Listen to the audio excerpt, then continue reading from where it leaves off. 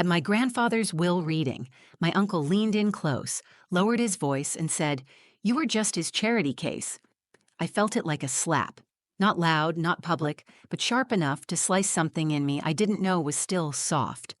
My cousin Tessa, sitting just 2 seats away in a silk dress too bright for a funeral, laughed without looking up from her phone. "He only tolerated you out of pity," she said, like it was a fact we'd all agreed on years ago. I didn't say anything. I didn't flinch. That was the rule. In this family, silence is armor, and speaking up is how you get gutted. I had learned that early.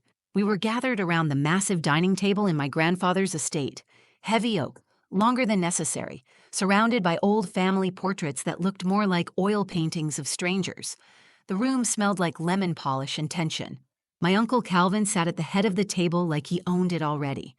Tessa sprawled next to him, bored, manicured, certain she was about to come into something big. And then there was me, Sarai, quiet, average, out of place in this family of loud, ruthless, glossy people. I wore a simple black dress. No designer label, no fake mourning, just me, holding on to the edge of the chair like I might fall if I let go. I had come because I thought I should, not because I expected anything. My grandfather, Howard Monroe, raised me after my parents died, but he'd never been warm. He was structured, efficient. He gave me a roof, food, and access to his private tutors, but never affection, never told me he loved me. And still, some small, foolish part of me hoped there was a reason he brought me in, something more than duty. The lawyer cleared his throat. His name was Mr. Blanchard.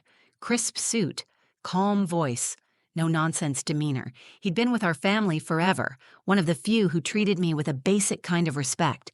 He began reading the will, and I braced for what I knew was coming.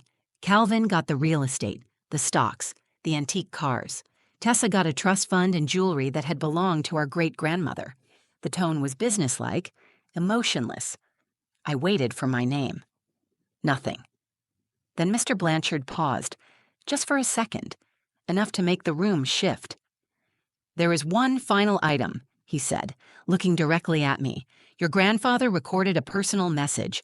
It is to be played for one person only, Sarai Monroe." Every head turned. "What kind of message?" Calvin asked, his tone instantly defensive. "A video message," Mr. Blanchard replied, lifting a small silver flash drive from a leather case. "He recorded it shortly before his passing. He was specific. It is not to be shared, discussed, or replayed in this room unless Sarai gives her consent." Tessa rolled her eyes. "You're kidding. He left her a video? That's what she gets?" Calvin didn't laugh. He looked at me like I'd stolen something. And still, I said nothing. I just stared at the flash drive. My hands were in my lap, clenched so tightly I couldn't feel my fingers. I didn't know what the message would say. Part of me didn't want to hear it, not in front of them, not if it confirmed what they were saying, that I was never more than a shadow in that house. But something in Mr. Blanchard's expression stopped me. He wasn't looking at me with pity. He looked steady. Like this mattered. Like he knew it mattered. I nodded once. He slid the flash drive into the laptop. The room went quiet. Not respectful quiet, suspicious quiet. You could feel everyone holding their breath, waiting for some sign that this was a joke, that I was about to be embarrassed. Again. And then the screen came to life. My grandfather's face appeared, pale, tired. But his eyes were clear, and the first words he spoke were, "Sarai, if you're hearing this, then I've already left. But there are things you need to know." The entire room froze. Growing up in the Monroe family felt like living in a house where you were always one mistake away from being invisible. It was grand, filled with chandeliers, piano music at dinner, and guests who wore designer clothes like armor. From the outside, everything looked pristine. Inside, it was cold. My name is Sarai Monroe. I wasn't born into this legacy. My parents, Rebecca and James, died in a car accident when I was 12. There was no one left to take me in, so my grandfather, Howard Monroe, stepped in. He didn't say much the day he brought me to his estate. He just handed me a key to a guest room and said, "Make yourself useful." He was a man of systems. He liked his mornings quiet, his papers ironed, and his family in check. He paid for my schooling, kept me fed, and never raised his voice. But he never called me his granddaughter. not once.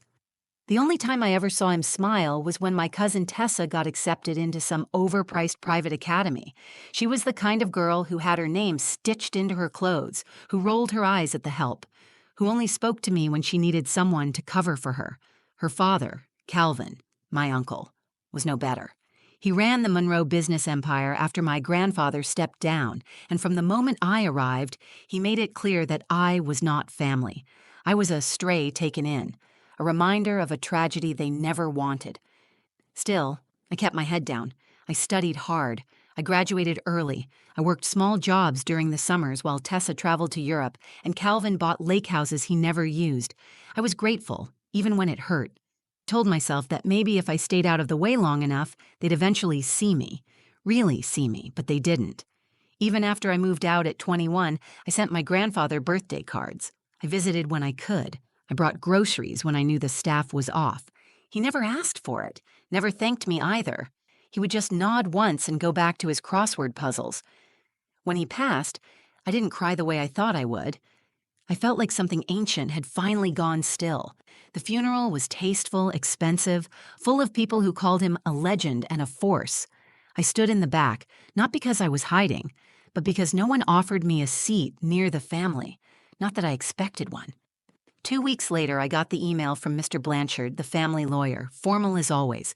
He requested my presence at the Monroe estate for the reading of the will. I debated not going. I already knew what was coming. Calvin would get everything. Tessa would get enough to keep her smug for another decade.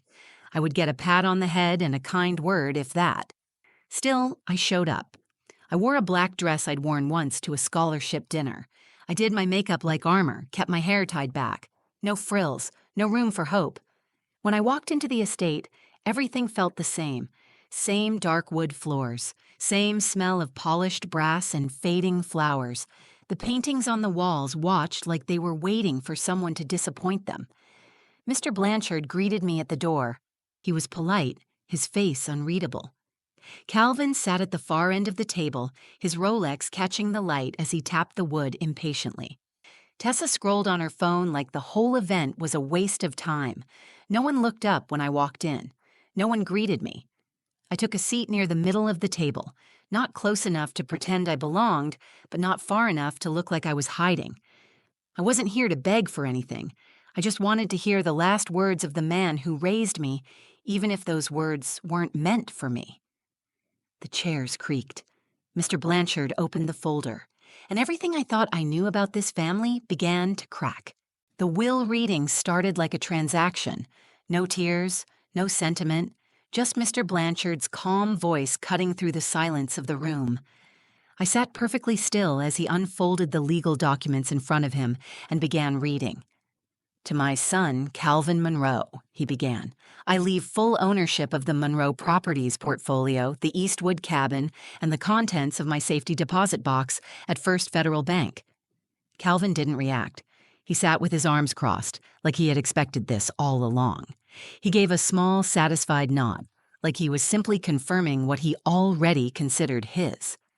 Mr. Blanchard continued, "To my granddaughter, Tessa Monroe, I leave the family jewelry, the contents of the Aspen storage unit, and the remaining assets of the Livingston Trust." Tessa looked up from her phone long enough to smirk. She glanced at me briefly, her mouth twitching like she wanted to laugh. She didn't. She didn't need to. The message was clear. Calvin got the power, Tessa got the sparkle, and I waited. Mr. Blanchard paused, flipping to the final page. My heart started pounding. I told myself not to expect anything, but it still hurt to sit there, waiting like some outsider who had wandered in off the street. "There's one final instruction," he said, his tone changing just slightly. "Howard Monroe left behind a personal message, a video recording. It is addressed to Sarai Monroe only." That's when Calvin turned his head, slowly. His expression didn't change, but his eyes narrowed. Tessa stopped scrolling. "What kind of message?" Calvin asked. His voice was calm but tight. "A video," Mr. Blanchard said. "He recorded it in the final week of his life. He was very specific. It is not to be shared or discussed. It is for Sarai and Sarai alone." "A message?" Tessa said, the word practically dripping with sarcasm. "That's what she gets? Not even a keepsake?" She was barely family, Calvin added. He gave her a roof, fed her. That should have been enough. I didn't say a word. I kept my eyes on the table in front of me, tracing the wood grain with my fingertips like it might keep me grounded. I believe Mr. Monroe's instructions are to be respected, Mr. Blanchard said, holding up a silver flash drive. The message can be played now, but only if Sarai consents. Calvin leaned back, smiling like he already knew what was coming. Go on then, he said. Let's hear what old Howard had to say to his little charity case. Tessa snorted. I swear, if it's some speech about working hard and keeping your chin up, I'm walking out. I could feel their words trying to pierce me, but I refused to react. That was the only power I had ever had in this family, to not give them the satisfaction of seeing me break. I nodded once. Mr. Blanchard plugged in the flash drive. The room went quiet. No one shuffled. No one cleared their throat. Even the air felt still, like the house was holding its breath. The screen lit up. My grandfather's face appeared, thinner than I remembered, but his eyes were sharp. He wore his usual navy sweater, and he looked directly into the camera.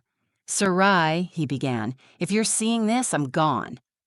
The sound of his voice filled the room, and everything changed. No one spoke. Calvin's smirk faded. Tessa sat straighter in her chair. He didn't sound tired. He didn't sound formal. He sounded like a man with something real to say. I never said much while I was alive, he continued, but there are things I need you to hear, things I should have told you a long time ago. I sat frozen. My palms were damp and my jaw was tight. I didn't know what was coming, but I could feel the weight of it already. From across the table, Calvin's eyes shifted to mine. He didn't look smug anymore. He looked wary. And just like that, the power in the room had shifted. For the first time in my life, everyone was silent, and they were all listening to something meant only for me. I don't remember breathing as the video played.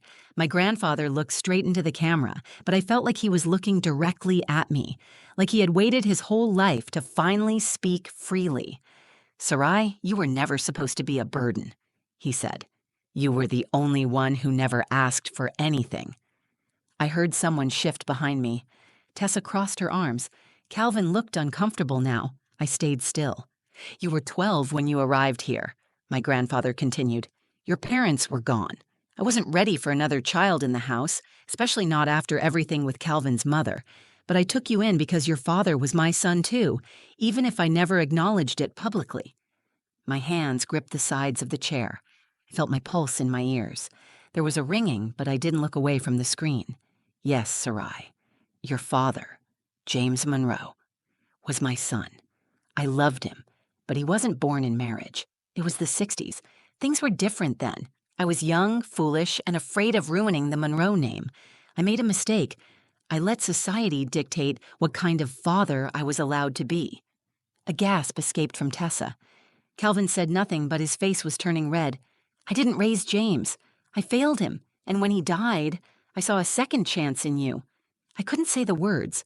I didn't know how to be open, but I watched. I saw you every day. I saw how hard you worked. I saw you put this family first when no one ever did the same for you. My eyes burned, but I held back the tears. I couldn't cry here. Not yet. Not in front of them.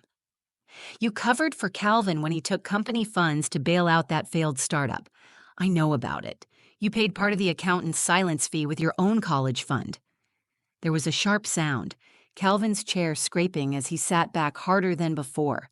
He looked at me now like I was a stranger. Tessa looked confused. I didn't protect you the way I should have, my grandfather said. I let you be treated like a guest in your own home. That is my greatest shame. So I did the one thing I knew would make a difference, even after I'm gone. Mr. Blanchard pressed pause. I blinked, confused. There's more, he said, standing slowly. But before we continue, I need to state something for the record. He reached into his briefcase and pulled out a slim black folder. Several years ago, Mr. Monroe initiated a legal adoption. It was finalized. Sarai Monroe is, under the law, his daughter. She is his sole, direct heir. Calvin stood up. This is a joke, he said, his voice rising. He was senile. That wasn't real. That was never mentioned. Mr. Blanchard didn't flinch. He filed it himself. There are notarized signatures. It is binding. Tessa stared at me like she was trying to reprocess every conversation we'd ever had. Calvin leaned forward, gripping the edge of the table. "You knew about this?" he demanded. "No," I said, my voice steady. "I didn't." And that was the truth. I never knew any of it. I never imagined he would go through legal steps to claim me as his own. I thought I was just someone he kept around out of guilt, but now the entire foundation of my identity was shifting beneath me. Mr. Blanchard continued. As the legal heir, Sarai now holds majority control of Monroe Enterprises. The estate's main residence and corporate voting rights transfer to her as per Howard Monroe's final will. The air felt heavy. Every eye in the room was on me. Not with pity, not with amusement, with something closer to fear. I was no longer the girl in the corner. I was the daughter, the heir, the one person Howard Monroe had trusted with everything. I turned back to the screen. My grandfather's face remained still, frozen in mid-thought before the final segment would play. I nodded. Keep playing it. Because now I needed to hear everything. Mr. Blanchard pressed play again, and my grandfather's voice returned. His tone was steady, but there was something different now, something heavier. He wasn't just leaving behind instructions. He was telling the truth, for the first time. I built Monroe Enterprises with one goal in mind: legacy. I thought that meant wealth, properties, the Monroe name on buildings. I was wrong. He paused for a breath. Not out of weakness, but deliberation. Legacy is not in the things we leave behind. It's in the people we shape and the ones we choose when the world says not to. Sarai, you were never just someone I took in. You were my second chance. I failed your father. I didn't deserve the right to raise his child, but you gave me that chance anyway. Calvin had sunk back into his chair, his jaw clenched, his eyes dark. He wasn't angry anymore. He was unraveling. Tessa stared at the screen like she was watching a stranger speak her grandfather's words. You were the only one in this family who never lied to me, my grandfather continued. You never used my name to get ahead. You never asked me for favors or tried to manipulate my decisions. You earned everything you have, and I made sure no one could take it away from you. My throat tightened. Every memory rushed back in waves. Studying alone at night while Tessa partied, skipping meals to save money when I was too ashamed to ask for help, fixing the leaky sink myself because the staff wouldn't bother. I thought no one noticed, but he had. I know this will anger them, he said plainly. Let it. They had my attention their whole lives. You had my respect. That is why I've left the controlling shares of Monroe Enterprises to you. All executive decisions now require your approval. You don't need to play by their rules anymore. There it was. The words hung in the air, undeniable. Calvin shifted in his seat like the room had suddenly become too small. His empire, his boardrooms, his meetings. It all belonged to me now. Tessa looked lost, the arrogance gone from her face. My grandfather leaned forward slightly on the screen, his voice lower, more personal. Don't waste time proving yourself to them. You already did. Walk forward. Take what's yours. You were the future of this family the moment you walked through my door 12 years ago. I was just too proud to say it. He looked down for a moment, and when he looked back up, his voice softened. If there's one thing I want you to remember, it's this. You were never a burden. You were my redemption. The screen went black. No one moved. Not a whisper. Not a breath. I looked at the table in front of me, then across to Calvin. His face had hardened into something unreadable. He looked like a man who had just seen everything he built handed to someone he never considered worthy. Mr. Blanchard cleared his throat gently. That concludes the contents of Mr. Monroe's final statement. Calvin stood slowly, but his voice carried weight. We'll contest this. You're welcome to, Mr. Blanchard replied, but I suggest you read the corporate bylaws your father revised last spring. He appointed Sarai as successor CEO in writing. It's already been filed with the board. The transition has begun. Tessa looked from him to me.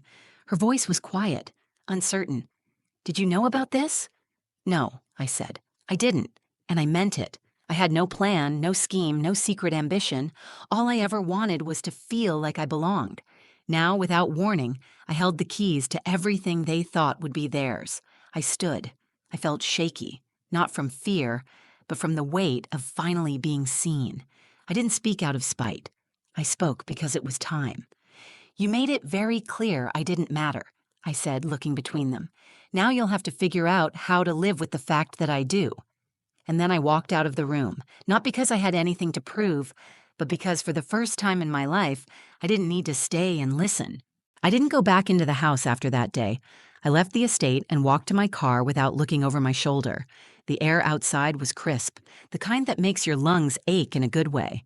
I sat behind the wheel, closed my eyes, and breathed for the first time in what felt like years. It wasn't about the company. It wasn't even about the money. What shook me was hearing him say it. He saw me. My grandfather, who had never once said he loved me, had left me the truth. In that room full of people who spent their lives measuring worth in power and inheritance, I finally had something real. I had a name that meant something, not because it was Monroe, but because he chose me. Over the next few weeks, everything changed. Mr. Blanchard handled the logistics. He was efficient and direct, checking in often but never intruding. The company board scheduled an emergency session to confirm the transition. Calvin didn't attend. He sent his lawyer instead, who delivered a stack of paperwork trying to freeze the transfer of control. It failed. Howard Monroe had been meticulous.